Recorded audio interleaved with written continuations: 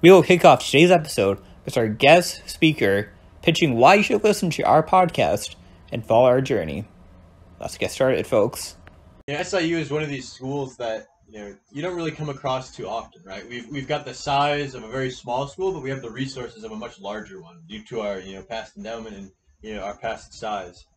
So we're in a very unique position to offer students innovation on a level that's not really seen on any other campus. I've had friends that go to Notre Dame, I've had friends that go to U of I, and on these campuses, these big, sort of RSO type projects have already been around for 10 or 15 years, right? So there's not a whole lot of wiggle room to start your own thing. But I think that's the beauty of SIU, and that's why I encourage, if you're considering SIU, to go to SIU. If you're already there, we'll talk about it a bit later, but reach out to me if you want to get anything started. We've got connections, Nelson's got connections, and we'll get you guys going. Welcome to an episode of Young Entrepreneurs with the Green Roof team of Southern Illinois University Carbondale.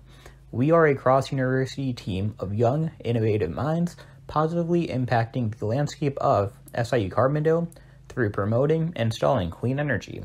Here, we are highlighting our team's activities and impact through our members, sponsors, and supporters, as well as discussing a new, interesting topic. So buckle up, because we are driving to a more sustainable future. Today we're here with Adam Vogel, an alumni of SIU Carbondale. How are you doing today, Adam? I'm doing fantastic, Nelson. It's good to see you, my man. We're out here in Washington, D.C. right now, so, coming to you live from the nation's capital. Yes, this is our first live in-person interview with... Yes, very good. Glad we can do this. Awesome. So to kick it off, Adam, do you want to tell the audience a bit about who you are, how we met, and how you became the person you are today? Yeah, for sure. So I, grew up, I was always taking stuff apart. So, engineering was sort of like a natural conclusion. And, from that, started at SIU as a civil engineer. Didn't really know exactly what I wanted to do.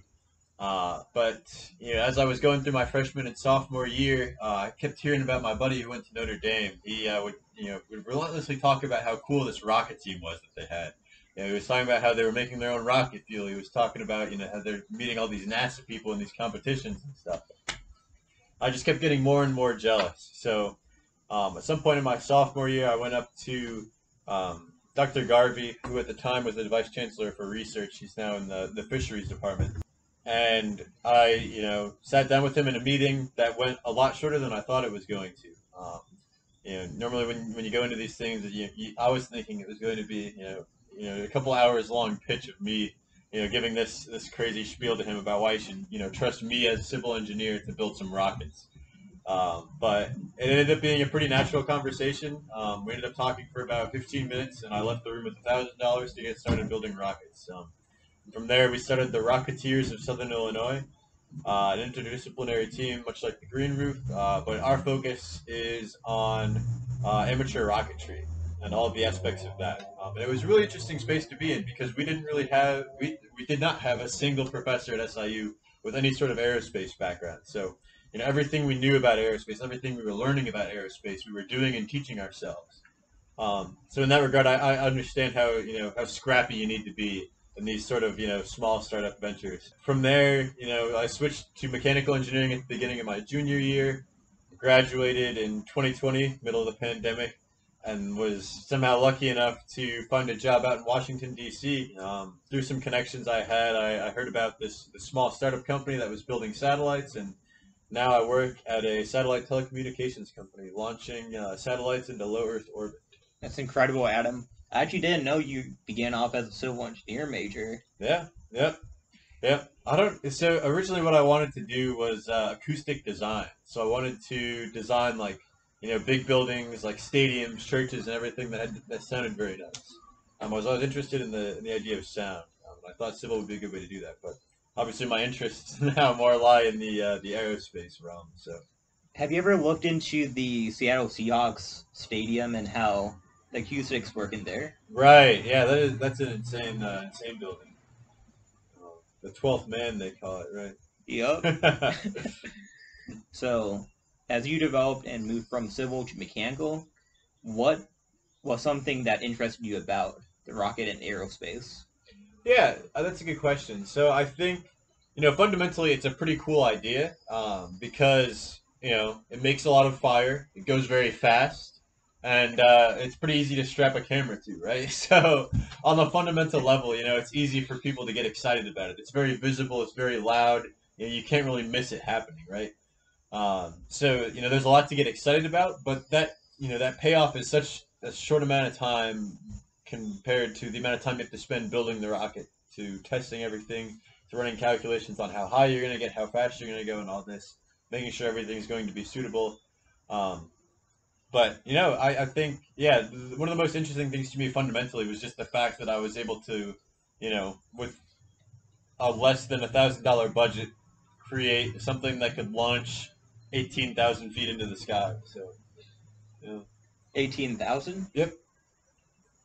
That's incredible. It's pretty Yeah. high up. Yes, amateur rockets get up there, man. So with the project, you get to think about not only the mechanical side of how it's getting up there, but I'm sure if there's a control side, the electrical side. Yep.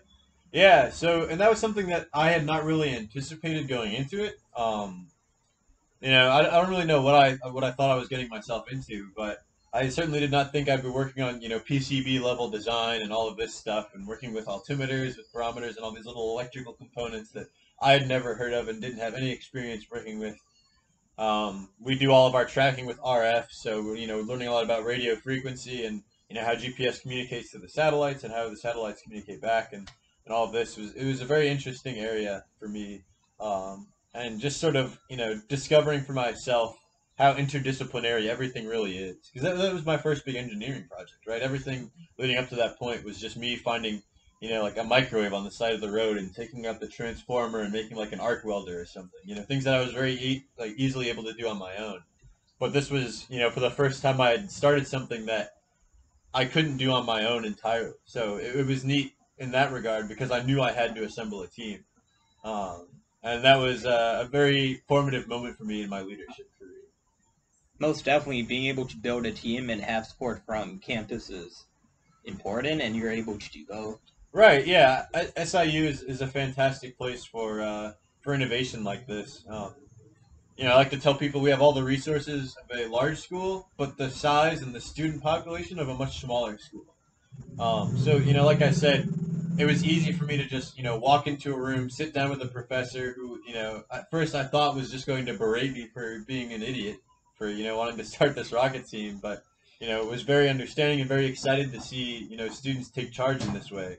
So, if you're listening to this and you're a prospective student thinking about coming to SIU, or you're a current student, I encourage you to reach out to Nelson, reach out to me. I'll have Nelson include my contact information in the description here. But just shoot me an email if you want to get anything started on campus. I know people that can get stuff started. Nelson gets stuff started. You know, um, we have the resources for it. We just need the students with the energy to do it. So Like, there's so many ideas, and SIU has an abundance of resources at its disposal. And the most important resource, in my opinion, are the people. Everyone on campus, they care, they want to see students succeed. right, that's very true. Yeah. Um, Yeah, I mean, on a fundamental level, right? The teachers want to see their students do well, and I think you get into this sort of loop as a professor where maybe you're not seeing students pay off, and you're investing all this time and energy into students, and when you finally get a student that's very excited and passionate about something, I think that's very transformative, not only for the student but for the professor that can like rally behind that student, right? Um, I remember, I needed a little extra money for one of our competitions. And our fundraising wasn't, coming through, so I had to go to the chancellor at the time. It was Carlo Montemagno. Unfortunately, he passed away while he was chancellor. But he, was one of the most encouraging people for me with the rocket team. He was like, "Well, we're going to competition in the first semester, right?" Like I am not nearly ready enough to go to a competition in the first semester, but he was like, "No, no, no, I think you will be." And through that encouragement and through that passion he had for not only his students but for the campus as a whole and wanting to see things develop and get better, he was able to sort of guide me in a way that not many other people would be able to. So, in addition to Dr. Garvey and the Chancellor, was there any other professors heavily involved with Rocketeers or someone you saw on campus that showed the care? Yeah, I think those two guys were definitely a big part of it. I would say Dr. Gary Kinzel. He's the current undergraduate. Uh, what is he? Vice Vice Chancellor? Chancellor for Research. Yes. Um, he was also very important because he sort of like did our chemical advisory. We started making our own rocket fuel and mixing our own fuel as well. So that was something that obviously is not incredibly safe. But you can take measures to ensure that it is safe. But that's a big risk for the teachers or the professors to assume. So we're very very glad and very happy they were able to do that with us.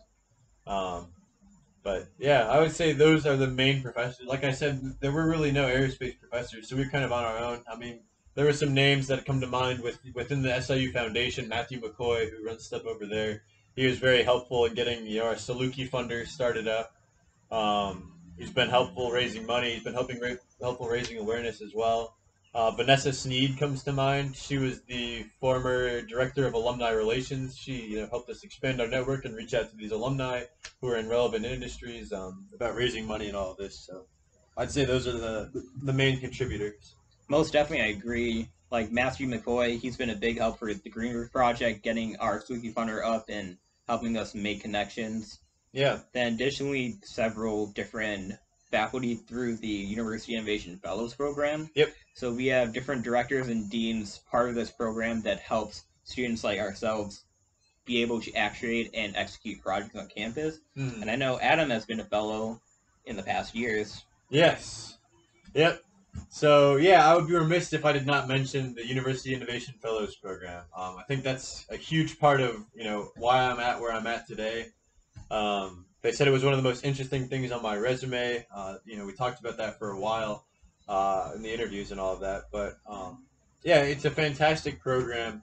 It's run through Stanford University, and it's a focus on inspiring innovation on these like mid-major college levels that don't have the resources of a Stanford or of Notre Dame or anything like that.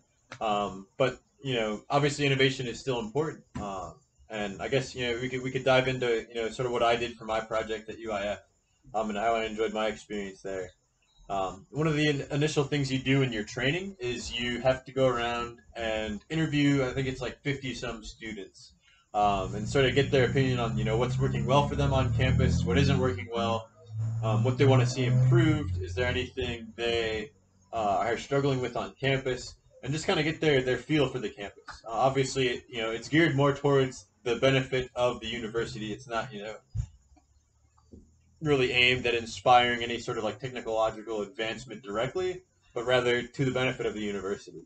So in that regard, we went out and we talked to 50 students. I think about 6 or 7 of those were international students. But all 7 of those international students pretty much had the same answers. They all saw the same problems on campus. They all had the same worries. They were all saying they weren't meeting as many U.S. students as they wanted to, and they weren't enjoying Carbondale. One of them had said that he was from Morocco, and he said that when he when he saw he was coming to Illinois and the city that he was coming to started with a C, he assumed it was Chicago. And if you've ever been to Carbondale, Illinois, it is most certainly not Chicago. um, um, so these international students were coming; they weren't enjoying their time, and that just seemed very off to me. So I did everything that I could to sort of give them a better opportunity. I realized, I was going on all of these hikes on the weekends, and that's sort of the beauty of Carbondale, right? It's not the city. The city itself is very nice, right? There's a lot of good businesses and everything. But at the end of the day, the real beauty of Carbondale lies in what's around it. It's the Shawnee National Forest. It's the cypress swamps. It's, Garden of the Gods. It's all these beautiful areas right around campus that you can't really get to if you don't have a car. And these international students, they come over, they don't have driver's licenses. So many of them just go where the buses go. And the buses don't go out into nature. They go to the mall, they go to Walmart, they go to the movie theater. Like, that's pretty much it. So, it's easy to understand why these students weren't enjoying their time, at least in that regard. So, I partnered with Emma Johns, who is now in med school, I believe, at SIU. She'll be in the Springfield campus this fall. But she and I, sort of had the same idea and same passion about. She had studied abroad. I had not studied abroad, but I still had found this passion inside of myself to better the experience of others through like deep connections with nature, right? So we started working together to leverage the Center for English as a Second Language and their resources to start providing more for our international students. And one of the interesting things about SIU is that we have a ton of Fulbright scholars. And the Fulbright scholarship is this world-renowned scholarship. It's only given to like three. It depends on the size of the country, but I know that Honduras only gets 2 people to send on Fulbright scholarships per year to the United States to do graduate school in some form of linguistics. And SIU is like among the nation's leaders in Fulbright scholars. So we have some of the smartest people from all over the world coming to SIU and not enjoying their time. And that just didn't sit right with me. So I realized I was going on all these hikes. I realized every weekend I was going outside and I just had empty space in my car. So we started leveraging the International Coffee Hour, which was this after school thing on Fridays at I think it was 3 to 6. It usually ran. Um, and international students would gather there, and we would go there, and it was marketed, like I said, as an international coffee hour. So one of the reasons we didn't really see a whole lot of U.S. student involvement was that from the U.S. students we talked to, many of them just assumed it wasn't for U.S. students as well. So we sort of fixed that marketing. And in addition, we went to these coffee hours, and we sort of broadcasted that, hey, we want to help you guys have a great experience here. If you're interested in going hiking or anything like that, please let us know. We'd love to take you outside. And it was a fantastic experience. One of the most rewarding things I did in college, even more so than the rocket team, was seeing the opinions of these people transform over the span of a couple weeks. Like, there were people that went from saying, "Oh, I really hate Carbondale," like this visceral response to it, to crying that they had to leave within a matter of 2 weeks, just because of the care we had shown them. We had brought them into our friend groups. They had met U.S. students. They've been around nature. Um, they've experienced the restorative power that nature holds, especially in the Carbondale area. And I think that's a very powerful experience that I'm very glad I was able to be a part of, and I wouldn't have been if not for the UIF program. That's incredible. I know coming from Chicago, being around nature and just seeing campus filled with trees, that's what brought me to Carbondale and made me interested. Mm-hmm. I know for international students, being able to go out, I know I have quite a few, and anytime we go hiking or running out on the trails, out in Tunnel Hill, it's always an amazing time because being around nature, there's that innate instinct and connection we have to it that Mm-hmm. just makes us feel happier. Right, exactly. Yeah, that's an interesting subject too, the restorative power of nature. Um, I think it's something we could easily spend an entire podcast talking about. But no, I think there's something to that. We're hardwired to enjoy nature. Everybody, even if you don't like hiking, maybe you like gardening. Maybe you don't like gardening, but you like hunting or you like fishing. There's something literally for everybody out in nature. And we're sort of hardwired to enjoy it. So, getting outside of the city limits and getting into nature is just is a transformational thing for people. So you mentioned Carbondale has quite a few hiking spots. How's hiking out around DC on the East Coast? Oh, it's fantastic, Nelson. You went to Old Rag, as I'm sure you remember. But there's tons of hikes. The Appalachian Trail is about an hour and a half away. The Shenandoah National Park is right there. George Washington National Forest, Harper's Ferry, just some of the great hikes around here. I've been trying to get out pretty much every weekend to go, explore some new area or try something new outside in nature. I've recently joined the Virginia Master Naturalists. That's a program that is aimed at inspiring environmentalism on a local level. So you learn a lot about the local ecological history. So we're learning about how the Appalachian Mountains formed, how various species of birds and mammals and reptiles came to live here, and all of this. There's especially a focus on outreach involved with that. I think one of the things that I'm pretty good at is connecting with people and getting them excited about things, especially things out in nature, right? Because it's just so fundamental to who we are as people that we need to be outside. So I think it's relatively easy to get people excited about that. Um, but it's a great program, and while it doesn't relate at all to what I'm doing as a engineer right now, it is a great experience and a great learning opportunity. Most definitely, they go about teaching design thinking and how to go about solving human design problems. Mm-hmm. So focusing still on UIF and inspiration, Mm. do you want to talk a bit about the trip to Austria that we were actually on together and how inspiration is not only with us, but it was coming from students across different states from different countries, and us coming together was an, I would say, an inspirational moment that we'll remember for a long, long time. Right, yeah. So, like Nelson said, we took this. We were lucky enough to get it in before COVID by about a month. But we took this trip out to Austria to learn about leadership and entrepreneurship on a global scale through the UIF program. It was hosted at this beautiful university in Salzburg. Absolutely incredible experience, once in a lifetime opportunity for sure. Um, and yeah, like Nelson was saying, there was a focus on a lot of like urban development and that sort of stuff, which isn't insanely relevant to either of our areas of study. But just being around so many young entrepreneurs and young design thinkers was a really enlightening experience.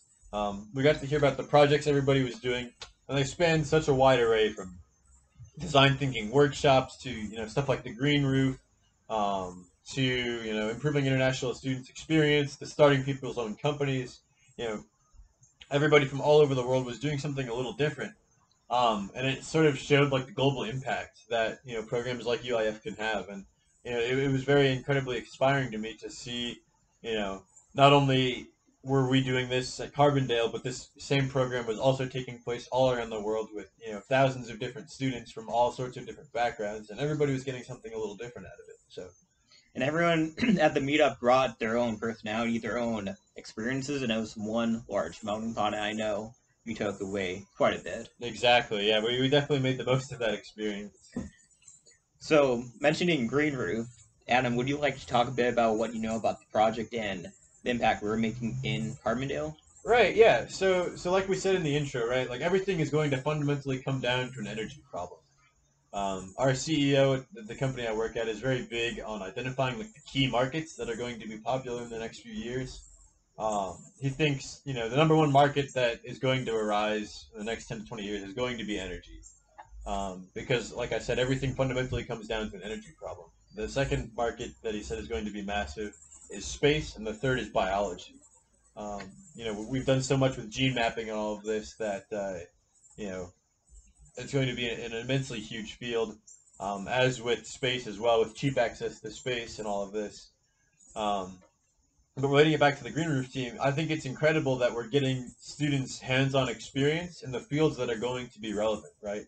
Solar's not going to go away, wind's not going to go away. They're going to get bigger. They're going to be invested in heavily. We've seen incredible amounts of money go into these areas, and getting students experience with that is going to be very formative and transformative for them, as I'm sure it is for you too, Nelson, to see a team come together behind a common cause and work towards this common goal of making SIU a greener place, both metaphorically and literally through growing stuff on the green roof. Most definitely. And I know from my perspective, bringing the team together, that was one accomplishment on its own, having like minded individuals come together, build a common vision, and executing it and finding the results at the end of it. I know you visited Carbondale not too long ago, and you actually got to see the wind turbine. Yeah. Do you want to tell us about your reaction seeing the vertical axis spin? Right, yeah, it was very interesting, right? Because I hear about all this stuff from Nelson, and I see it on Instagram, and I see it on Facebook, and you're like a level removed there, though. It doesn't really seem real. It's like, oh, okay, that's going on. But being at SIU, seeing the green roof, I had walked by that place so many times, and I'd seen all the dead plants that were just sitting there, like soaking up sun and not doing anything, and it just was such an eyesore. And now there's this big, beautiful banner that says green roof on it. You can see the bright red wind turbine. It's an incredible, incredible thing you got going on there, Nelson. Thank you, and I know this upcoming year we have much more planned ahead, from more wind turbines on different buildings to solar installations that's going to be grid tied, so we can help offset the energy usage, and just overall more innovation, more impact, and hoping it becomes sustainable so future years more students can become involved and gain experiences in the future fields. Right. Okay. So that's something that I'd want to hear from you a little bit about. So what are you doing? Because you're going to be a senior next year, right? Yes, I What are am. you doing to sort of encourage the next generation to step up and take charge of the green room? So the plan of action we have set forth right now is recruiting early in the fall. So having social media presence up, but also going in person to different classrooms, especially freshmen and sophomores who are coming new to Carbondale, who may not know which field they're in. So we're not just focused on engineering students, but we'll go out to the geography and environmental resources college, find their students, find even students in the communication sides and the humanities who may be interested, because there's so many different perspectives you can dive into. For example, marketing can focus on the marketing of it from the business perspective. Students majoring in sustainability can focus on the feasibility of it and the impact of it on a social level. There's so many different routes you can go with tackling a project that is still interdisciplinary, like rocket, like renewable energy.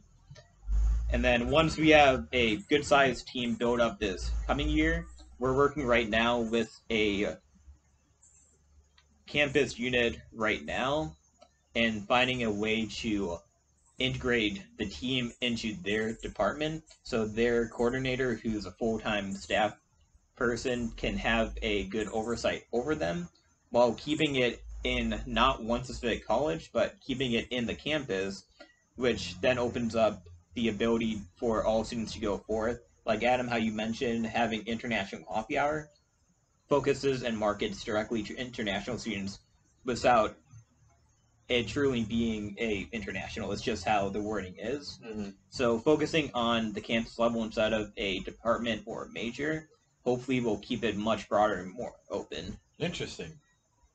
Yeah. Okay, that's very cool. Yeah. Um, what do you think about the transition of leadership? Is that something you're worried about? Is there somebody you have on deck, an ace up your sleeve or something? Or how do you envision that going? Are you going to hand the reins to a junior that's going to be a senior next year, or are you, passing this off to a sophomore or a freshman?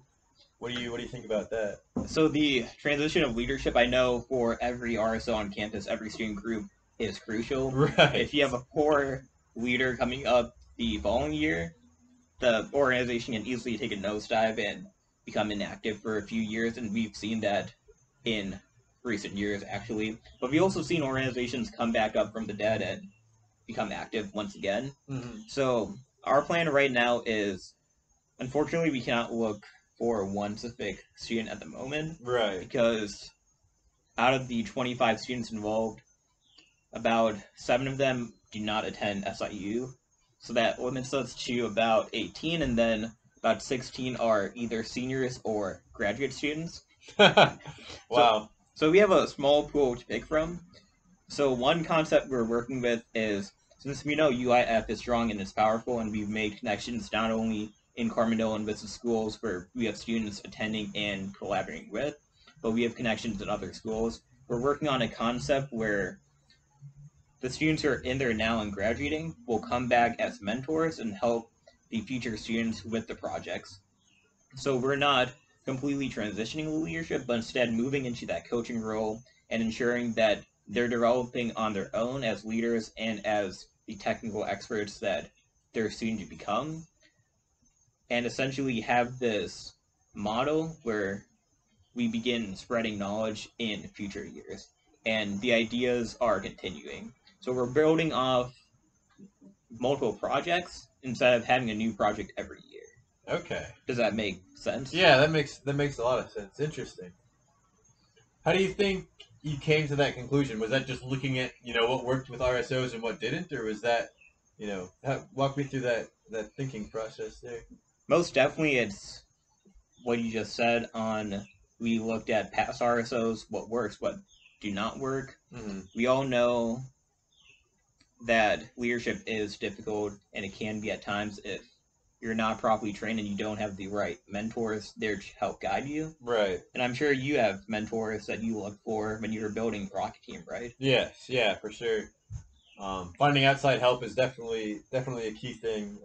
And a lot of this stuff, like you said, isn't possible without full-time mentors and things like that. People who are willing to step out of their way and take some time out of their day to help you out and help you along the way. So I think fundamentally, like, you can do all the preparation you want, but at the end of the day, it's like almost up to a level of chance, right? Like you're kind of banking on somebody being as inspired as you are to sort of take over. And I think we're in a good spot with the Rocket team. We've got some good leadership there. But I'm sure you're in a similar area with the Green Roof team. But at the end of the day, who's to say, 3, 4, 5 years down the line, if, maybe nobody's just interested in that anymore, or maybe, it slides away. I think the value in these sort of activities are getting the most out for the current members, while also, keeping a focus and trying to, increase longevity. But I think the primary focus should be getting experience for the students that are currently in it, because, there's no guarantee that it's going to be there next year. Most definitely, there's no guarantee, and that's just how, in my opinion, sustainability works. You can plan as much as you can, as you mentioned, but at the end of the day, it comes down to execution and desire. Right.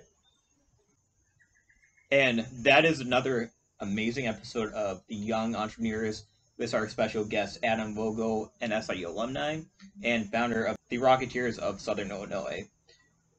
But before we go, Adam has a pitch on, if you're a current student or a prospective student, why you should join the Rocketeers of Southern Illinois.